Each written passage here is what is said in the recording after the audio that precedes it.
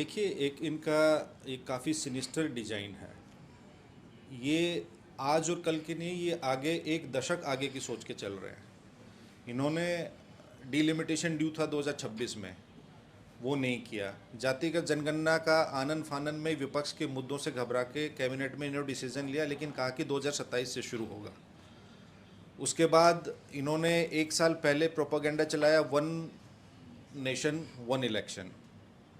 तो अगर one nation one election ये करना चाहेंगे, एक स्टेट का इलेक्शन करा नहीं पाते, एक फेज़ में करा नहीं पाते। अब ये क्षत्रिय पार्टियों पे चोट करना चाहते हैं। जो वोट का अधिकार है गरीब को, दलित को, पिछड़ा को, अति पिछड़ा को, अल्पसंख्यक को, वो अधिकार छीनना चाहते हैं।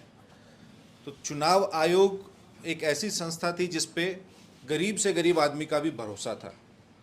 किसी न्यायिक संस्था पे हो ना हो, लेकिन चुनाव आयोग पे सबको विश्वास था। हम बचपन से सुनते आए हैं, पढ़ते आए हैं कि चुनाव आयोग एक स्वतंत्र, निष्पक्ष, स्वायत्त और अर्ध न्यायिक संस्था है। लेकिन अब चुनाव आयोग अपने मैंडेट के विरुद्ध काम कर रहा है। अब चुनाव आयोग को हम यही कहेंगे कि चुनाव आयोग सरकार के अधीन, सरकार के निर्देश पर, सरकार पर निर्भर एक पक्षपाती एवं पराधीन संस्था है। पहले चुनाव आयोग राजनीतिक दलों के लिए, उम्मीदवारों के लिए, प्रत्याशियों के लिए एक मार्गदर्शन के लिए एक आदर्श आचार संहिता लागू करता था। लेकिन अब लोकतंत्र में चुनाव आयोग का ये भ्रष्ट आचरण हो चुका है कि लोकतंत्र में लोग यानी कि जनता को अब चुनाव आयोग के लिए एक अनादर्श अनाचार संहिता लागू करनी पड़ेगी।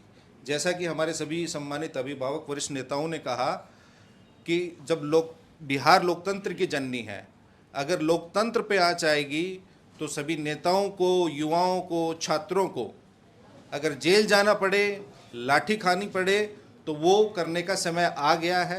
अगर चुनाव आयोग राजनीतिक दलों को बिठा के उनसे बातचीत नहीं करेंगे, उनसे कोई विमर्श नहीं करेंगे और खाली एकालाप ही करेंगे, लोकतंत्र में एकालाप की कोई जगह नहीं है, तो चुनाव आयोग पे निसंदेह सभी लोगों को बैठ के, ये गंभीर विषय है। ये खाली मत के अधिकार से ही संबंधित नहीं है, ये आपके राशन से, पेंशन से, आपके और दूसरे संविधान प्रदत्त अधिकार जो हैं उनको छीनने का एक कुत्सित प्रयास है और ये भारत सरकार का प्रयास है। चुनाव आयोग को एक माध्यम बनाया गया है। हम तो सुनते थे आजकल सोशल मीडिया पे कुछ लोग चुनाव आयोग लिखते थे, तो हम तो अचंभित होते थे कि चुनाव आयोग किसके लिए लिखा जा रहा है। अब तो सब कोई समझ ही रहा है।